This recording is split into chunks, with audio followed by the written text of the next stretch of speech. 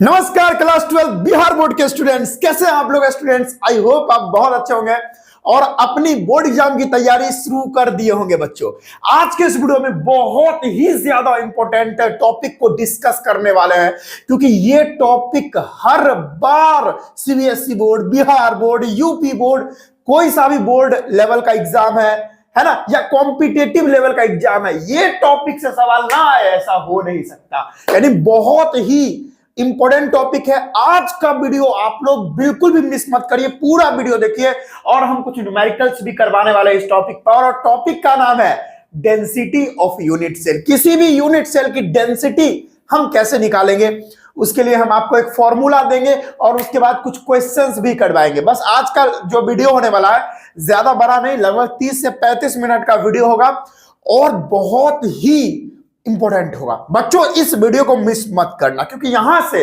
सवाल निश्चित आते हैं। ठीक है जी हाँ बच्चों, मेरा नाम है विजेतानंद और स्वागत करते हैं आपका ही चैनल में एकलव्य वाटिका में। ठीक है, आइए स्टार्ट करते हैं बच्चों। हेडिंग लगा लीजिएगा, डेंसिटी ऑफ यूनिट सेल।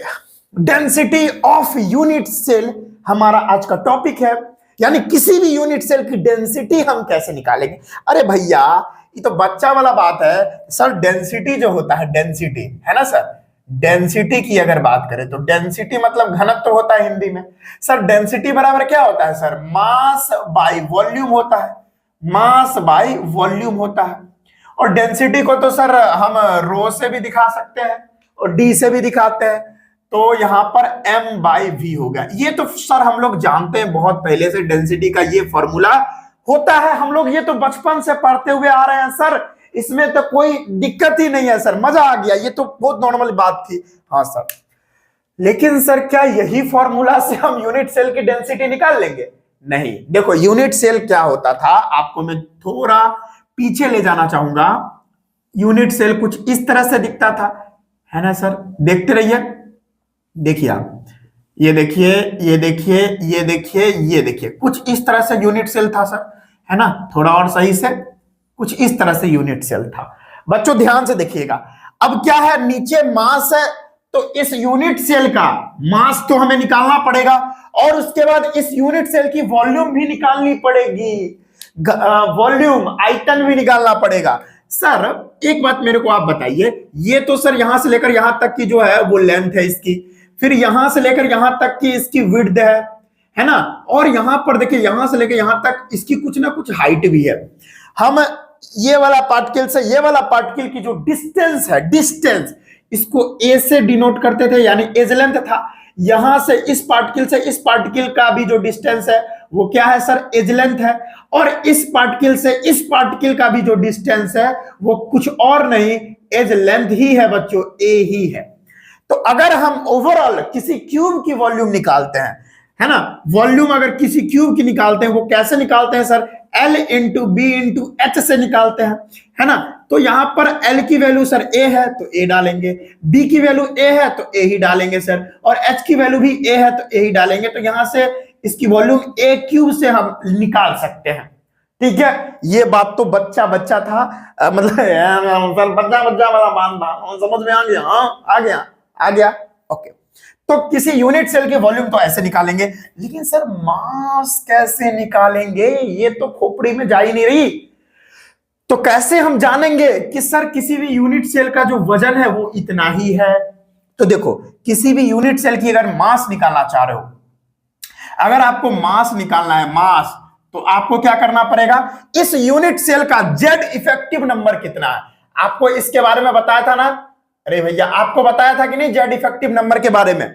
जैसे एफसीसी का जेड इफेक्टिव नंबर कितना होता है सर? 4 होता है। बीसीसी के लिए 2 होता है सर। एससीसी के लिए या प्रिमिटिव यूनिट सेल के लिए 1 होता है।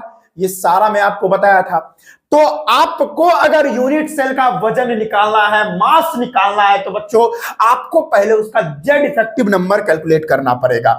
तो मैं क्या बोलूंगा, पहले उसके बाद मास अगर निकालना है तो जेड इफेक्टिव नंबर कैलकुलेट कर लो, और भैया क्या आप वजन निकाल लो एक एटम का, यानी उस यूनिट सेल में कितने एटम है उसका वजन निकाल लो, यानी मास निकाल लो।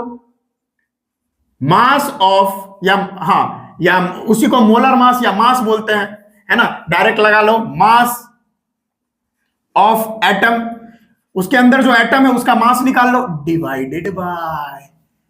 अब यहां पर आप कहोगे ऐसे सर, यानी इस क्यूब के अंदर, यानी इस ये यूनिट से लग रहा है सर, तो इसके अंदर सर कितना इसका जेड इफेक्टिव नंबर है वो निकाल लेते हैं, और वो एटम जितना उसके अंदर जेड इफेक्टिव नंबर है, मतलब कितना एटम का कंट्रीब्यूशन है और उसका वजन कितना है, अगर ये दोनों सर निकाल लेंगे तो हम यूनिट सेल का क्या कर लेंगे, मास निकाल लेंगे, और उसके बाद वॉल्यूम तो हम निकाल लिए, उसको डिवाइड दे देंगे, डेंसिटी निकल जाएगा ना पापा ना।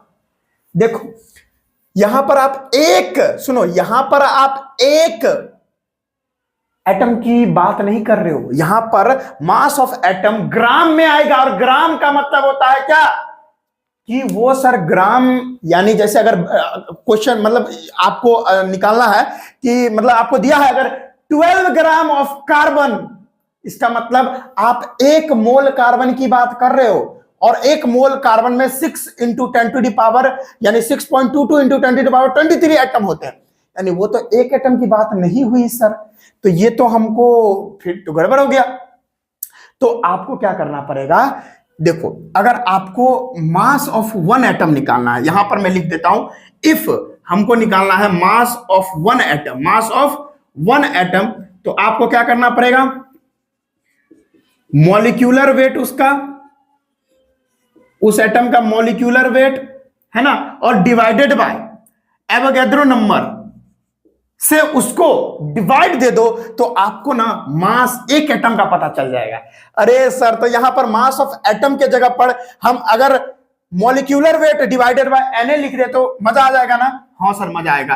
तो मास ऑफ एटम की जगह पर हम लिख देते हैं मॉलिक्यूलर वेट, जिसको m से डिनोट करते हैं, जिसको m से डिनोट करते हैं, और यहां पर नीचे Na। अब ये जो वैल्यू हमने निकाली अभी, ये जो वैल्यू हम अभी निकाले, देखो एकदम तोड़ तोड़ के समझा रहे हैं, ये जो वैल्यू हमने निकाला, ये वैल्यू को ना आपको पुट करना है, यहां पर पुट कर दो, इसमें पुट कर दो, इसमें पुट कर दो, कर देते हैं सर अब पुट। तो सर अब फाइनल जो इसका फॉर्मूला बन के नजर आएगा वो क्या आएगा सर, डेंसिटी बराबर क्या होगा, अब मेरे को बताओ सर। मास के जगह पर हमें Z effective into M, Z effective into में एम, स्मॉल एम ही लिख लेते हैं, एम मतलब मास, कौन चीज का मास, वो एक एटम का मास यहां पर, यानी जो भी मोलर मास है ना, molar mass divided bye Na। ठीक है, क्या इतना ही नहीं सर, क्योंकि यहां वॉल्यूम भी तो है, वॉल्यूम क्या होगा सर किसी भी यूनिट सेल का, ए क्यूब होगा, ए क्यूब होगा, ए क्यूब होगा सर, यहां से ए क्यूब निकल गया, और ये रहा फॉर्मूला, ये रहा सर फॉर्मूला। ठीक है सर, यहां पर रो का मतलब, यहां पर किस किस चीज का क्या मतलब है मैं बता देता हूं, नहीं तो प्रॉब्लम होगा बाद में।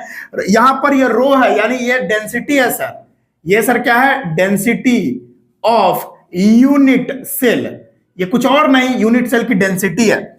जेड इफेक्टिव नंबर क्या होता है ये तो पता ही है, number of atoms present in unit cell, in unit cell, किसी यूनिट सेल में कितना एटम का कंट्रीब्यूशन है वो हो गया हमारा जेड इफेक्टिव नंबर। एम जो है मोलर मास है, एम जो है क्या है सर, मोलर मास है ना सर, और Na क्या है सर, एवोगैड्रो नंबर है, एवोगैड्रोज नंबर है, एवोगैड्रोज नंबर है। और सर एवोगैड्रोज नंबर की वैल्यू क्या होती है सर, सर ये तो बच्चा जानता है सर, मेरे को भी बता दो क्या होती है, 6.023 इंटू 10 टू दी पावर 23 होती है। और इस हम न्यूमेरिकल अभी करेंगे बच्चों, तो न्यूमेरिकल में आपको ये वैल्यू नहीं डालनी, नहीं तो आपको कैलकुलेशन में टाइम लगेगा, तो इसको ना लगभग में आप अप्रोक्स में लिखना 6 इंटू 10 टू दी पावर 23, जिससे आप ना बहुत इजीली कैलकुलेट कर सकते हो, कोई भी न्यूमेरिकल को तुरंत बना सकते हो, नहीं तो अपना घूमते रहो उसमें, घूमते रहो इस तरह से, तो ये बात होती है। तो इस तरीके से किसी भी यूनिट सेल की डेंसिटी हम निकाल सकते हैं। उसका फाइनल जो फॉर्मूला है, इस फॉर्मूला को बस याद रखिएगा, इसका जो फाइनल फॉर्मूला है वो है डेंसिटी बराबर जेड इफेक्टिव नंबर गुणे molar mass divided bye Na, यानी एवोगैड्रो नंबर, और गुणे में ए टू दी पावर, यानी ए का पावर क्यूब, क्या बोले सर, हीरो बन रहे हो। यानी ये हमारा वॉल्यूम हो गया ए क्यूब, ठीक है। तो अगर आप ये कर लोगे तो आप किसी भी यूनिट सेल की डेंसिटी निकाल सकते हो। आप फिलहाल में क्या करो, इसका स्क्रीनशॉट करो या वीडियो को रोक लो, इसको लिख लो। अब हम कुछ क्वेश्चंस करवा रहे हैं, है ना, कुछ क्वेश्चंस करवा रहे हैं, उसके बाद हमारा ये टॉपिक जो है खत्म हो जाएगा, मतलब कंप्लीट हो जाएगा। और इसमें कोई बड़ी बात है नहीं, बस न्यूमेरिकल है, और न्यूमेरिकल आता है भैया, ये इतने छोटे से कॉन्सेप्ट से न्यूमेरिकल आता है। अच्छा, और बहुत सारे बच्चे बोलेंगे कि सर एक और चीज करवा दो। क्या करवा दो सर, इसका यूनिट क्या होगा। अरे भैया, डेंसिटी की यूनिट क्या होती है सर, डेंसिटी की यूनिट होती है ग्राम पर सेंटीमीटर क्यूब, ठीक है। कभी कभी इसको केजी पर मीटर क्यूब भी देखोगे, ये इसका यूनिट होता है, ये भी आप समझ लो। तो यूनिट आप देखते रहना, यही में से रहेगा और ज्यादातर इसमें रहेगा, ठीक है। चलो, मजा आ गया बच्चों, चलो मजा आ गया तो स्क्रीनशॉट कर लो। अब इसको मिटाते हैं और कुछ क्वेश्चंस करवाते हैं। नोट करो बच्चों।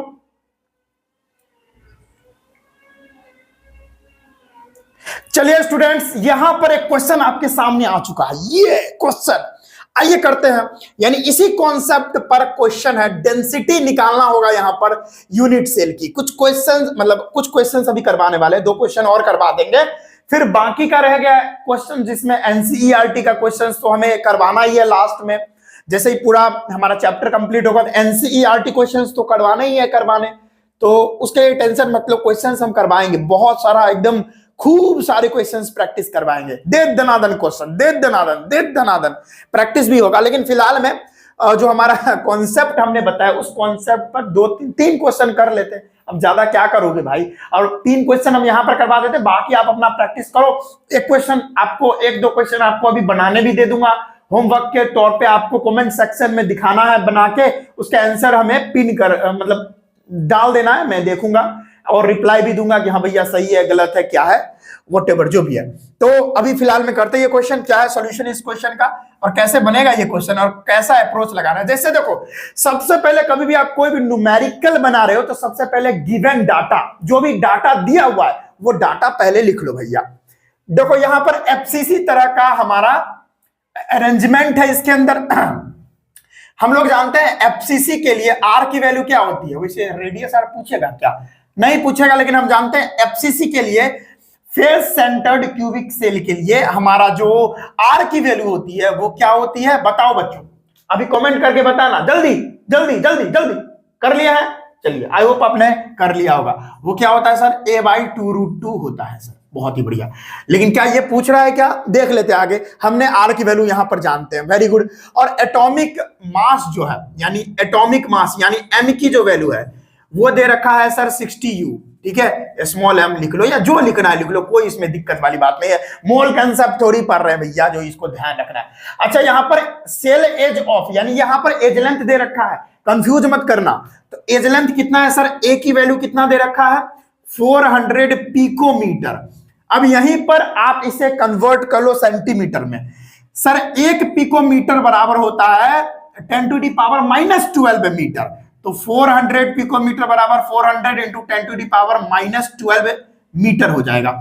इसे और तोड़ो, इसे और तोड़ो भैया, और टूट के ये कहां पर आएगा भैया, इसको लिख सकते हैं 4 इंटू 10⁻⁻10 सेंटीमीटर,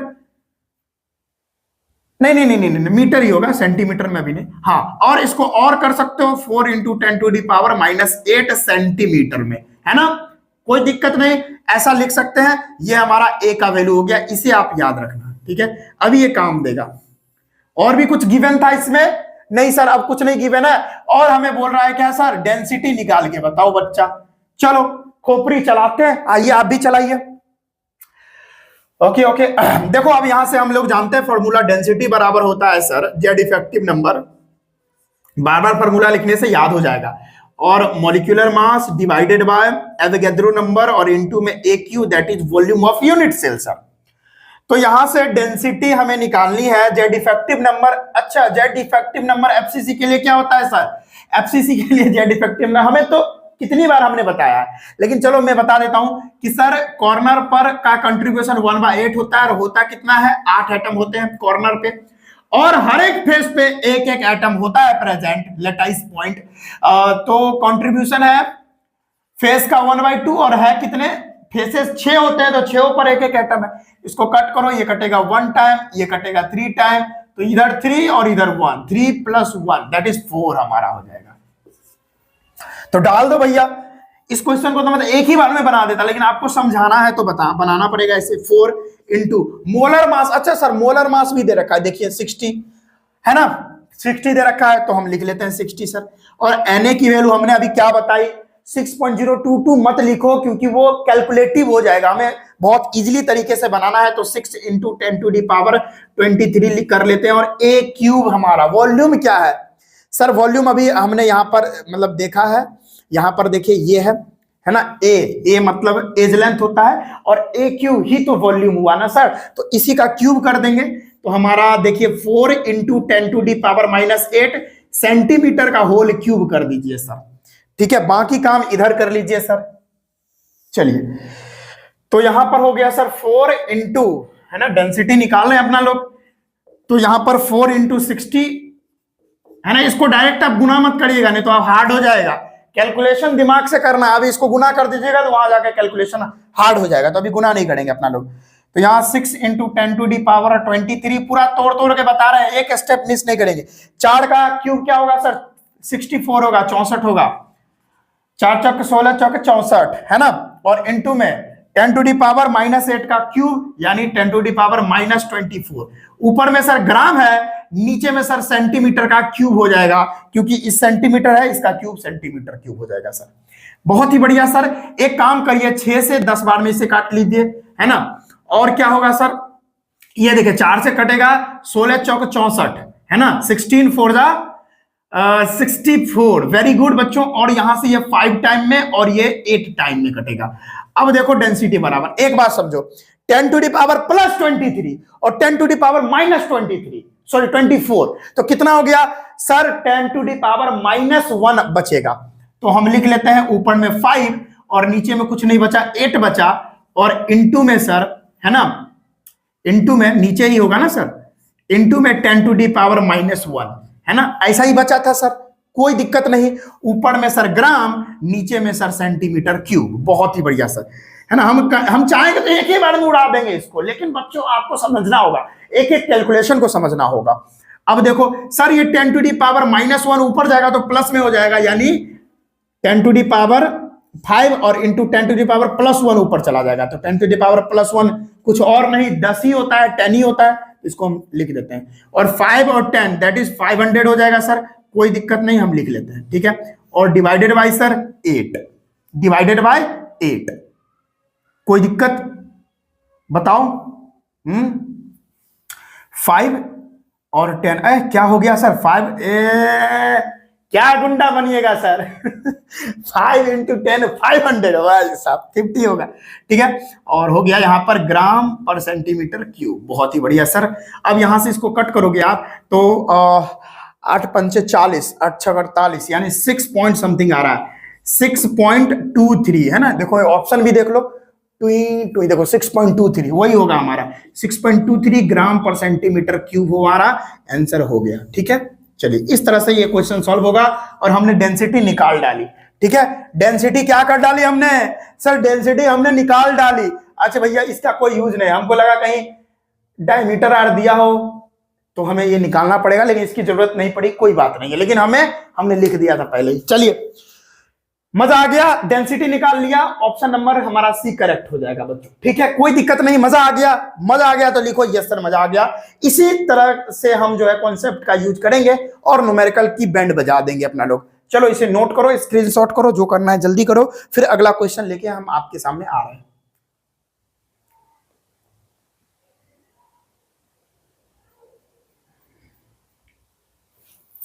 तो चलिए स्टूडेंट्स, अब बात करते हैं नेक्स्ट क्वेश्चन की। और ये क्वेश्चन सीबीएसई 1991 में पूछा गया क्वेश्चन है, और पहले जो क्वेश्चंस पूछे जाते थे ठीक ठाक होते थे।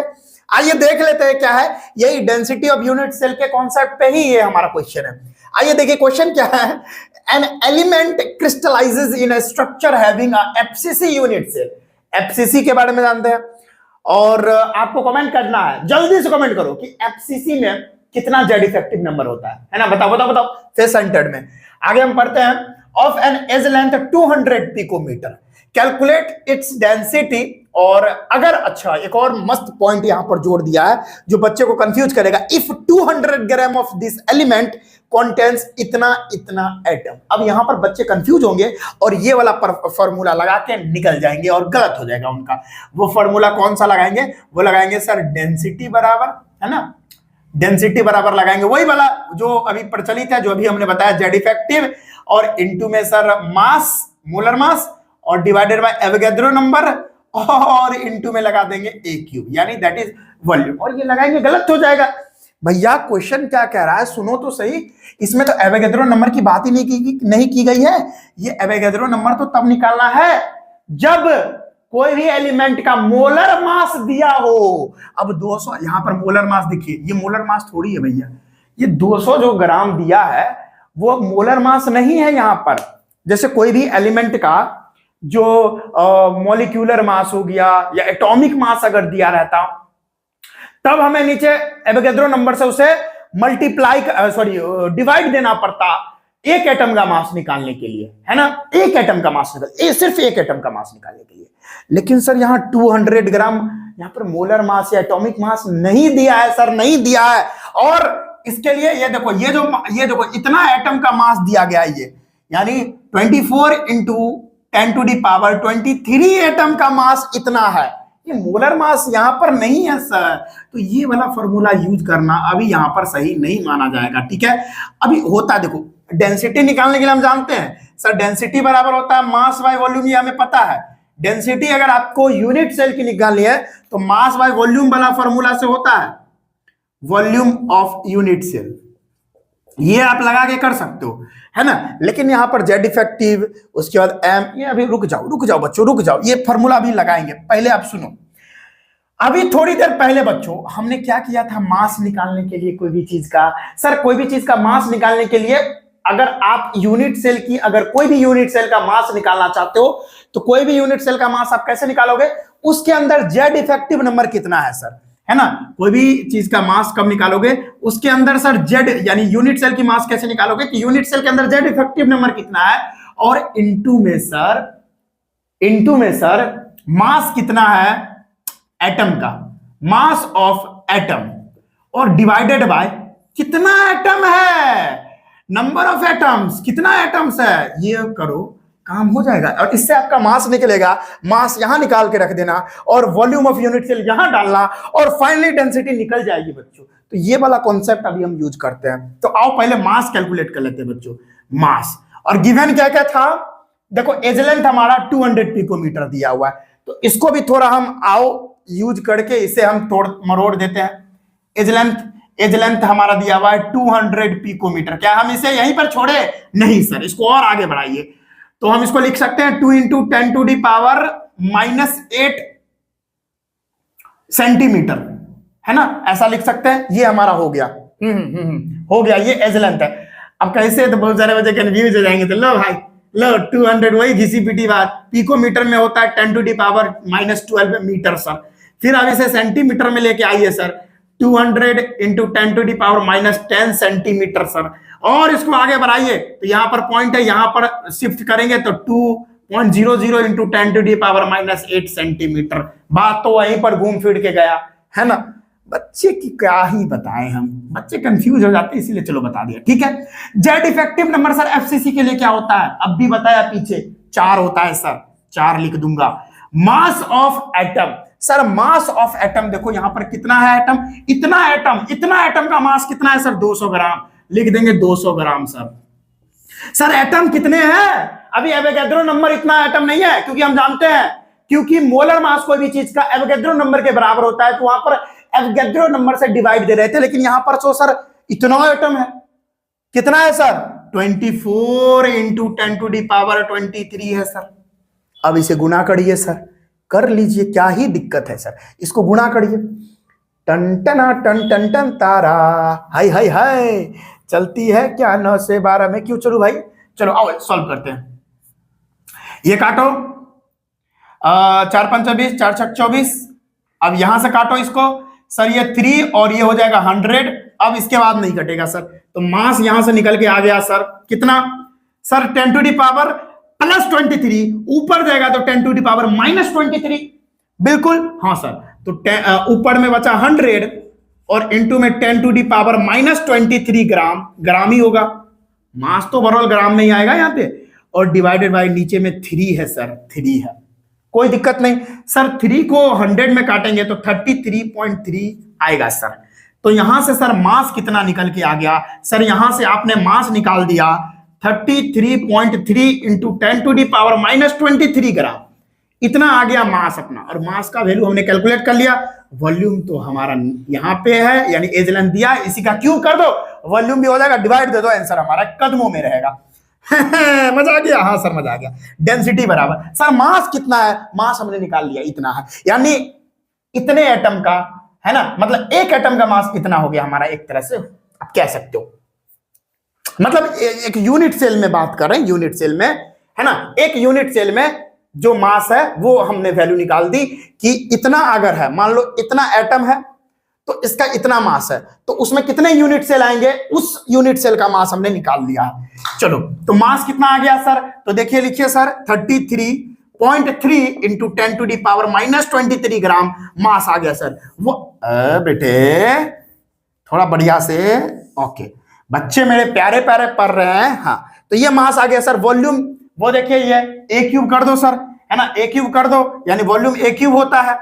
वॉल्यूम क्या होता है सर, ए क्यूब होता है, यानी इसका क्यूब कर दो, वॉल्यूम हो जाएगा, यानी हम लिखेंगे 2 into 10 to the power minus 8 centimetre का होल क्यूब करेंगे तो वॉल्यूम निकल जाएगा सर। चलिए यहां पर कर रहे हैं 33.3 into 10 to the power minus 23 gram, तोड़ तोड़ के बता रहे हैं। देखो 2 का क्यूब क्या होगा सर, 8 होगा, लिख देंगे 8, ठीक है सर। और इंटू में 10 टू दी पावर माइनस 8 का क्यूब सर माइनस 24 सेंटीमीटर का क्यूब हो जाएगा सर। बहुत ही बढ़िया सर, सिंपल है सर, कोई दिक्कत नहीं है। मजा आ गया सर, मजा आ गया सर। ओके आगे देखो, आगे देखो क्या होता है डेंसिटी की, और यहां पर और इसको आगे बढ़ा सकते हो आप। देखो 10 टू दी पावर माइनस 24 ऊपर जाएगा तो प्लस में हो जाएगा ना। अच्छा माइनस 24 हमने ये क्या लिखा, हाँ ठीक है, ऊपर जाएगा तो प्लस में हो जाएगा, तो हम लिख सकते हैं 33.3 into 10 to the power plus 24 हो जाएगा, प्लस 24। देख रहे हो 10 टू दी पावर माइनस 23 और ये माइनस 24 ऊपर जाएगा तो सर प्लस में हो जाएगा, तो प्लस में 24 और नीचे में सर 8 का 8 बचा ही रह गया, ठीक है। इतना तोड़ के मुझे बताना पड़ रहा है क्योंकि बच्चे को दिक्कत ना आए कहीं भी। डेंसिटी बराबर 33.3 इंटू, अब देखो यहां पर माइनस 23 और प्लस 24, यानी 10 टू दी पावर प्लस 1 बच रहा है, यानी 10 टू दी पावर प्लस 1 मतलब 10 बच रहा है, ठीक है, कोई दिक्कत नहीं। अब यहां पर देख रहे हो ये हमारी वैल्यू क्या आ जाएगी सर, ये पॉइंट हटा दीजिए ना, ये 10 हट जाएगा, 333 आ गया सर, है ना, मजा आ गया सर 333। और नीचे में क्या आ गया सर, 8 आ गया। आप इसे कट करो, 8 चौक 32 है ना, 4 बार में है ना 32 और 32 आ गया, एक 13 बच गया, तो यहां पर 8 एकम 8, ओके पॉइंट 41 पॉइंट समथिंग आ रहा है, काट लेना 41.6 आएगा लगभग, जो भी हो वैल्यू देख लेना। और ऊपर में ग्राम नीचे में सेंटीमीटर क्यूब था, तो यहां से डेंसिटी निकल के आ गई 41.6 ग्राम पर सेंटीमीटर क्यूब सर। बहुत ही बढ़िया सर, मजा आ गया, डेंसिटी निकल गई, ये बल्ले बल्ले डेंसिटी निकल गई, निकल गई, निकल गई सर। तो इस तरह से हम इस क्वेश्चन को सॉल्व कर सकते हैं, तो इसको नोट करो और यहां पर हम आंसर मैच कर लेते हैं, देखते हैं कि भाई सही है कि हाँ भैया एकदम बिल्कुल सही है, कोई दिक्कत नहीं है ना, सिंपल है। और हमने एक एक स्टेप आपको बताया है कैसे करना है, क्या कैलकुलेशन रहेगा, सब कुछ बता दिया। तो भैया अब क्या करना है, आप इसे नोट करना है, एक क्वेश्चन और करवा देते हैं और एक क्वेश्चन उसके बाद घर से दे देंगे, आपको कमेंट करना है, जल्दी से इसे नोट कर लीजिए, फिर आगे बात करते हैं।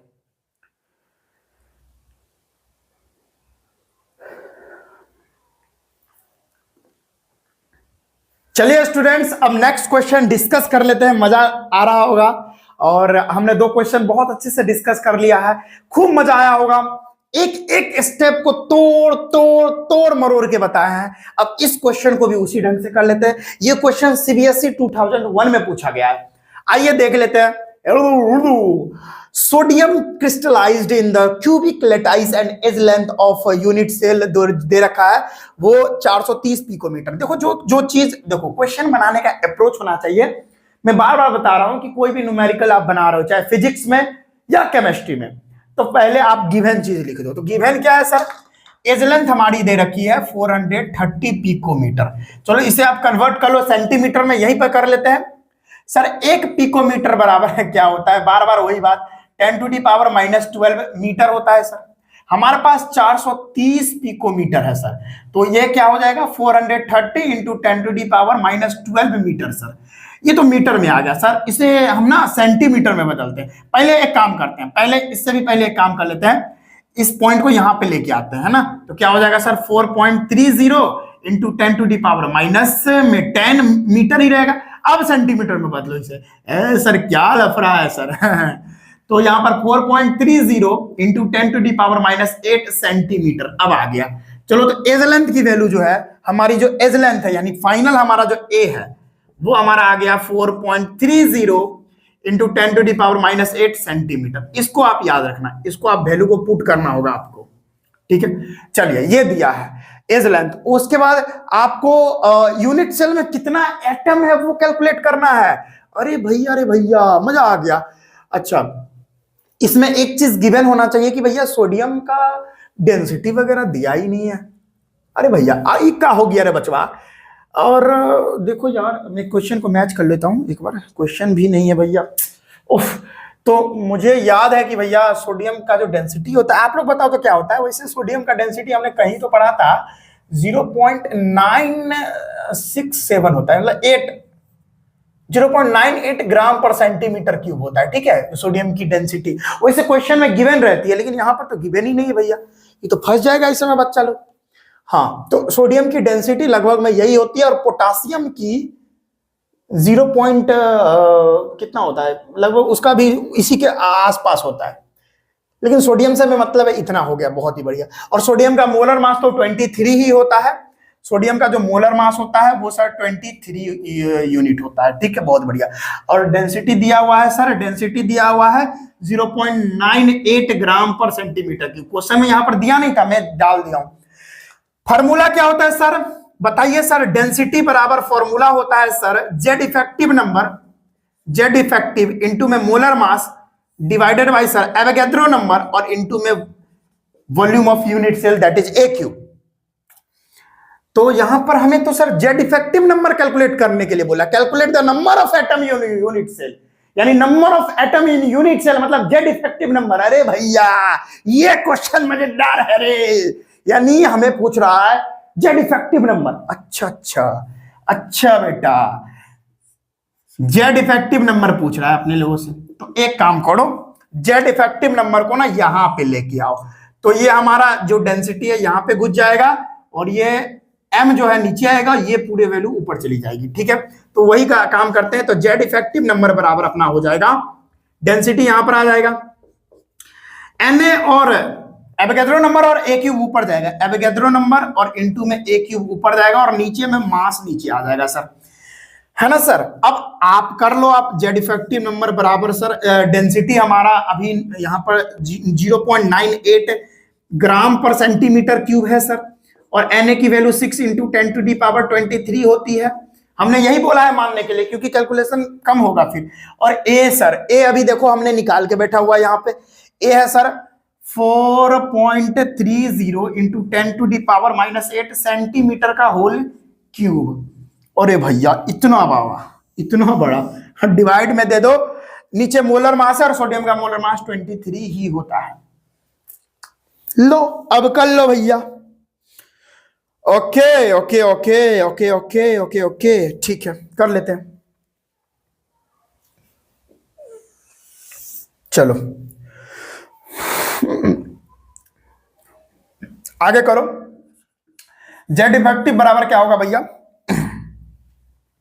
इसका गुणा करो तो भैया 5 पॉइंट समथिंग आएगा, ठीक है। पहले एक काम करते हैं